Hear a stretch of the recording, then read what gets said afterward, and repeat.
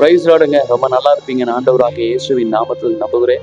ரெகபோத் தினம் ஒரு தேன்துளி என்கிற வேத பகுதியில் உங்களை சந்திப்பதில் மிகுந்த மகிழ்ச்சிங்க.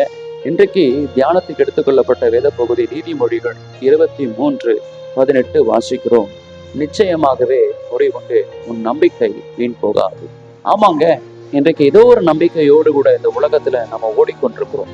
என் பிரச்சனைக்கு நிச்சயமா ஒரு முடிவு வரும், என் காரியங்களுக்கு நிச்சயமா ஒரு முடிவு வரும் என்று நம்பிக்கையில ஓடிக்கொண்டிருக்கோம்.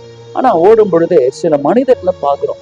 சுற்றி இருக்கிற மனிதர்களை பார்த்து, இவங்க என்னை விட நல்லா இருக்கிறாங்க, என் வாழ்க்கை மட்டும் ஏன் இப்படி இருக்குது நம்ம புலம்பிக் கொண்டிருக்கிறோம். ஆனா பைபிள் சொல்லுது, மற்றவர்களை பார்த்து பொறாமை கொள்ளாதே, நீ நாள்தோறும் கர்த்தரை பற்றுகிற பயம் உன்னில் இருக்குமானால் நிச்சயமாய் முடிவு உண்டு, உன் நம்பிக்கை வீண் போகாது.